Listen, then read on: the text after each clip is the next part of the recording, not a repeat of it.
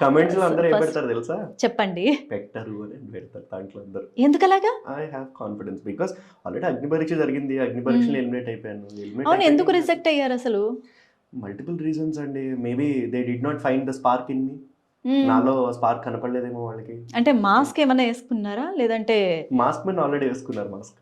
నేను వేసుకోలేదు. Okay. See, yeah. ప్రతి చోట మనం ఎలా ఉండాలో అలాగే ఉంటాం.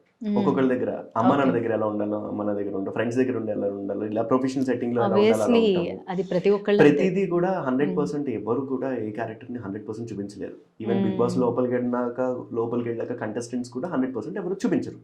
డీసెన్సీ మెయింటైన్ చేశారా ఏంటి, అందుకని రిజెక్ట్ ఐ అయ్యారా మెయింటైన్ మై డిసెన్స్ అన్న ఇది ప్రొజెక్షన్ అనేది కనిపించింది. ఐ టెల్ యూ సంథింగ్ అండి. Innocence is different from not talking. మనం ఇన్నోసెంట్ గా అంటే అమాయకంగా ఉండడం వేరు.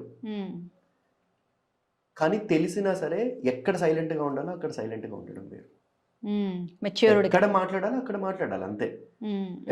Exactly innocence and maturity. ప్రతి చోట గలగలగా వస పెట్టారా అంటారు బేసిక్. ప్రతి చోట అన్నెసరీగా నేనైతే మాట్లాడను.